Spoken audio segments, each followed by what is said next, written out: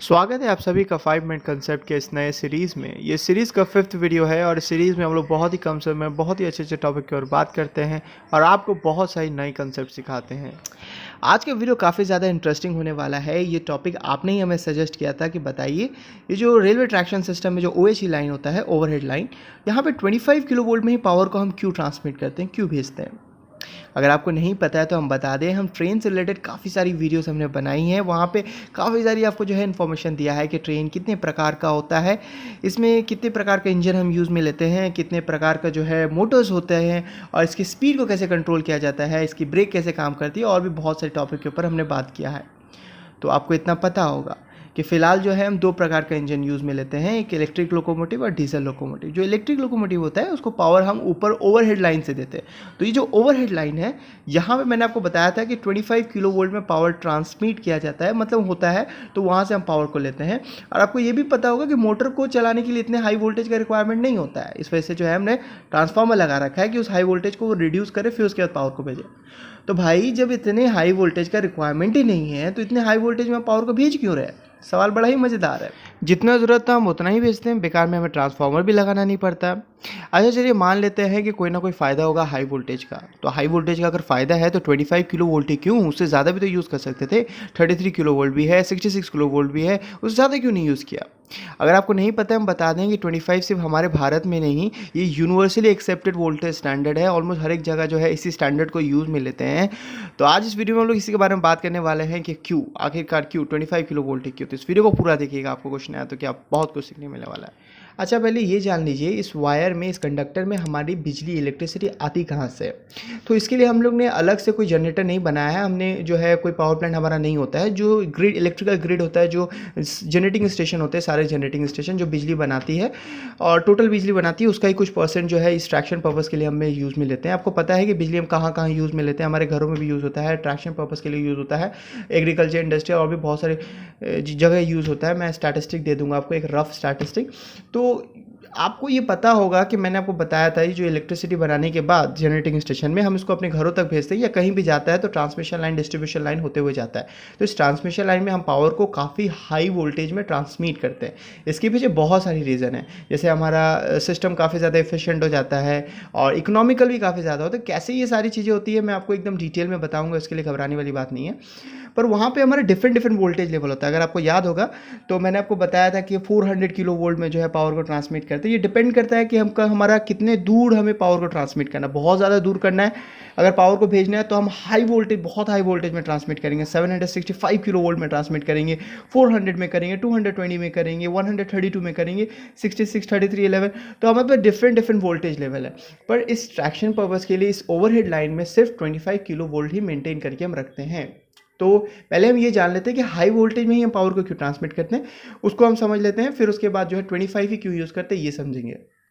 तो पावर को हम हाई वोल्टेज में क्यों भेजते हैं। देखिए जो मेन और प्राइमरी हमारा ऑब्जेक्टिव है वो ये है कि हम सिस्टम को ज़्यादा से ज़्यादा इफिशिएंट बनाना चाहते हैं। इसका क्या मतलब होता है, इसका ये मतलब होता है कि अगर पावर को एक जगह से दूसरी जगह हम भेज रहे हैं तो हम चाहेंगे कि ज़्यादा से ज़्यादा पावर जो है दूसरी जगह पहुँचे, कम से कम लॉस हो।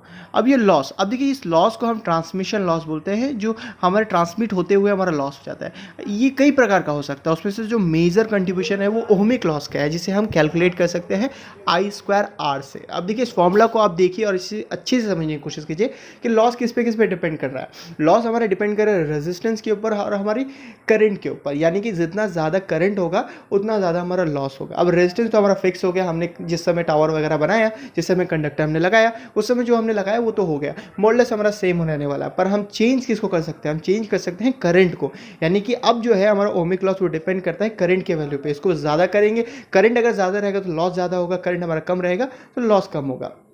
तो करंट कम करना, तो करंट कम कैसे होगा। करंट कम ऐसे होता है कि ट्रांसफार्मर की मदद से जब हम वोल्टेज को इंक्रीज करते हैं तो हमारी करंट जो है वो डिक्रीज हो जाता है। ये कैसे होता है। अब देखिए इस पे ना बहुत कंफ्यूजन होता है लोगों को कि वोल्टेज को हमने बढ़ाया, करंट कैसे कम हो गया। तो इसको आप अच्छे से समझिए, आराम से समझिए, मैं बहुत अच्छे से आपको समझाने वाला हूँ। तो देखिए होता क्या है कि हमारे पास जितने भी जनरेटिंग स्टेशन है उसका अपना अपना कैपेसिटी होता है कि मैक्सिमम ये इतनी पावर को जनरेट कर सकता है। जैसे एग्जाम्पल के लिए समझ लिया कोई थर्मल पावर प्लांट है जिसका जो है 1000 मेगावाट का कैपेसिटी है वो इतना ही पावर जनरेट कर सकता है और उसको आगे भेजता है वो ट्रांसमिशन लाइन की मदद से। अगर पूरा सिस्टम को आइडियल मान लीजिए कि कहीं लॉस नहीं हो रहा है, कोई ट्रांसमिशन लॉस नहीं हो रहा है, तो जो पावर वो भेजेगा ट्रांसमिशन लाइन के थ्रू, वो ट्रांसमिशन लाइन में वो पावर हमेशा कांस्टेंट रहेगा, ना ही वो बढ़ेगा ना ही वो घटेगा। प्रैक्टिकली घटता है, ट्रांसमिशन लॉस होता है, पर अगर आप आइडियल मान लो सिस्टम को कोई लॉस नहीं हो रहा है तो पावर जो है हमारा हमेशा कांस्टेंट रहेगा, ना ही वो बढ़ेगा ना ही घटेगा। तो ये बात को आप याद रखिए।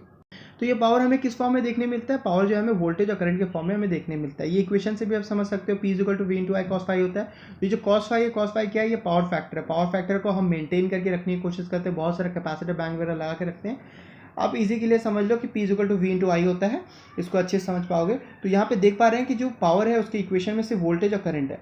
तो अगर हम वोल्टेज को इंक्रीज करते हैं ट्रांसफार्मर की मदद से तो करंट अपने आप डिक्रीज होना चाहिए, क्योंकि हमारा जो पावर है वो कांस्टेंट है, आपने अभी समझा। देखिए इसको और अच्छे से हम नंबर डाल करके देख लेते हैं। मान लीजिए अगर 100 यूनिट जनरेटिंग स्टेशन से भेज रहे थे, तो अगर हम उसको कैसे कैसे भेज सकते हैं वोल्टेज और करंट के फॉर्म में? हमारा 10 × 10 हो सकता है, हमारा वोल्टेज 10 हो, करंट 10 हो। और कैसे हो सकता है? 20 × 5 हो सकता है, 30 × 3.33 हो सकता है, 40 × 2.5 हो सकता है, 50 × 2 हो सकता है, 60 × 1.66 हो सकता है। पर इसका जो मल्टीप्लिकेशन वो हमेशा 100 ही मिलना चाहिए। तो ये पावर हमेशा कांस्टेंट है, क्योंकि जितना पावर हमने जनरेट किया वो बढ़ने वाला नहीं है, आइडियली घटने वाला भी नहीं है। तो ये चीज़ हमेशा कांस्टेंट रहता है। इसलिए हम बोलते हैं कि जब ट्रांसफार्मर से हम पावर के वोल्टेज को जब इंक्रीज करते हैं तो करंट जो है वो अपने आप डिक्रीज हो जाता है। तो करंट डिक्रीज होगा तो जो हमारा ओहमिक लॉस है वो रिड्यूस हो जाएगा। ओहमिक लॉस रिड्यूस होगा तो इफिशिएंट तरीके से पावर को हम एक जगह से दूसरी जगह से भेज सकते हैं। तो इस तरीके से तो हमारा इफिशिएंट बन जाता है सिस्टम। तो ये तो मैंने आपको ट्रांसमिशन लाइन के बारे में बताया। रेलवे ट्रैक्शन सिस्टम में भी जो है सारी बातें सेम है, सारी थ्योरी कंसेप्ट सेम है। इस वजह से जो है जो वोल्टेज की रिक्वायरमेंट है मोटर के लिए, उतना वोल्टेज में हम पावर को ट्रांसमिट करते हैं, हम हाई वोल्टेज में करते हैं ताकि हमारी जो लॉसेस है वो कम से कम हो सके। अब देखिए ये करंट कम होने की वजह से हमें और भी बहुत ज़्यादा एडवांटेजेस मिल जाता है। कैसे कि जो वायर का सिलेक्शन करते हैं, वो जो कंडक्टर ओवरहेड लाइन में हम यूज़ करते हैं, उसको हम पतला ले सकते हैं। आपको पता होना चाहिए कि जो वायर का सिलेक्शन करते हैं वो करंट के ऊपर डिपेंड करता है। अगर करंट का वैल्यू ज़्यादा है तो हमें ज़्यादा मोटा वायर चाहिए, अगर करंट का वैल्यू कम है तो हमारा पतला वायर से भी काम चल जाएगा। तो यहाँ पे अगर पतला वायर यूज़ कर रहे हैं तो कॉस्ट के पॉइंट ऑफ व्यू से देखेंगे तो हमें कम खर्चा पड़ेगा। अगर 1 मीटर में हम 100 रुपये बचा रहे हैं तो यहाँ पर हम हज़ारों लाखों किलोमीटर का बात करें तो सोच लीजिए हम कितना पैसा बचाने वाले हैं। और अगर ऐसे भी देखोगे कि अगर हम पतला वायर यूज़ कर रहे हैं तो जो ओवरऑल वेट होने वाला है हमारे वायर का वो बहुत कम होने वाला है उसके कंपैरिजन में अगर मोटा वायर यूज़ करते तो हमें जो मैकेनिकल उसे सपोर्ट देना पड़ेगा, उसको उतना ज़्यादा मैकेनिकली स्ट्रांग भी नहीं बनाना पड़ेगा। तो वहाँ भी हम बहुत ज़्यादा पैसा बचाने वाले। तो इसलिए हम बोलते हैं कि इकोनॉमिकल पॉइंट ऑफ व्यू से भी हाई वोल्टेज में पावर को ट्रांसमिट करना बहुत ज़्यादा बेनिफिशियल होता है। देखिए ये करंट कम होने से और एक बहुत ही बढ़िया बेनिफिट मिलता है हमें कि वोल्टेज रेगुलेशन बहुत ही अच्छा हो जाता है। वोल्टेज रेगुलेशन अच्छा हो जाने मतलब ये वोल्टेज रेगुलेशन क्या होता है? वोल्टेज रेगुलेशन एक कैलकुलेशन है कि कितना वोल्टेज हम भेज रहे हैं और कितना वोल्टेज हमें मिल रहा है। हम क्या चाहेंगे कि जितना वोल्टेज हम भेज रहे हैं ज़्यादा वोल्टेज हमें मिल जाए, मतलब पूरा ही वोल्टेज हमें मिल जाए। तो ये वोल्टेज ज़्यादा कहाँ है? वोल्टेज हमारा ड्रॉप हो जाता है रास्ता में। और ये वोल्टेज ड्रॉप किस पे डिपेंड करता है? अगर आप फॉर्मूला देखेंगे V = IR, ये ओम्स लॉ से आया है। तो यहाँ पे किस पे डिपेंड कर रहा है? V = IR, मतलब करंट के ऊपर डिपेंड कर रहा है, रेजिस्टेंस के ऊपर डिपेंड कर रहा है। फिर वही बात, रेजिस्टेंस जो है हम इंस्टॉलेशन टाइम पे ही हम चेंज कर सकते थे, अभी हम कर नहीं सकते। मॉडल सेम होता है हमारा। हम किसको चेंज कर सकते हैं? करंट को चेंज कर सकते हैं। तो यहाँ पे करंट हमारा कम है, करंट कम है तो हमारा वोल्टेज ड्रॉप कम है, वोल्टेज ड्रॉप कम है तो हमारा वोल्टेज रेगुलेशन बेहतर है। तो आपको समझ में आ गया कितने सारे बेनिफिट्स हमको मिल रहे हैं। इसके अलावा भी और भी बहुत सारे बेनिफिट्स, जो मेन बेनिफिट्स है मैंने आपको बता दिया। अब हम बात कर लेते हैं कि हम 25 kV क्यों यूज़ में लेते हैं। इतना तो समझ में आया हाई वोल्टेज यूज़ करने में कितना ज़्यादा बेनिफिट है। तो हमें और भी ज़्यादा हाई वोल्टेज यूज़ करना चाहिए था। 33 यूज़ करते, 63 यूज़ करते, और भी ज़्यादा हमें जो है पावर को सेव करते, और भी ज़्यादा जो है हमारा करंट कम होता है तो कंडक्टर का जो क्रॉस सेक्शन है वो कम पड़ता, बहुत ज़्यादा बेनिफिट होता। पर हमने 25 kV को ही क्यों सिलेक्ट किया? तो देखिए इस हाई वोल्टेज के साथ एक प्रॉब्लम था। क्या प्रॉब्लम था कि जैसे जैसे हम वोल्टेज इंक्रीज कर रहे थे तो कंडक्टर का जो आसपास का जो एयर था वो आयोनाइज होना स्टार्ट हो गया। आयोनाइज होना मतलब ये हो रहा था कि जो उसका एयर, उसके आसपास का जो एयर था, जो कि पहले हमारा इंसुलेटर था, बैड कंडक्टर ऑफ इलेक्ट्रिसिटी था, जो इलेक्ट्रिसिटी को अलाउ नहीं कर रहा था, करंट फ्लो नहीं हो रहा था, वो अब जो है वो गुड कंडक्टर ऑफ इलेक्ट्रिसिटी बन गया। यानी कि वो इलेक्ट्रिसिटी को अलाउ कर रहा था, जो एयर से हमारी करंट फ्लो होना स्टार्ट हो गई थी। इसी चीज़ को हम जो है हम कोरोना इफेक्ट बोलते हैं। तो होगा क्या? अगर हमारा कंडक्टर कंडक्टर, आप जानते हैं हमारे ट्रेन में क्या होता है कि जो ओवरहेड लाइन होता है वो ट्रेन के रूफ से ज़्यादा डिस्टेंस में नहीं होता है। अगर बहुत ज़्यादा वोल्टेज हम कर दें तो होगा क्या कि उसके बीच का जो एयर वो आयोनाइज हो जाएगा और करंट जो है हमारे ट्रेन के बॉडी से फ्लो होना स्टार्ट हो जाएगा।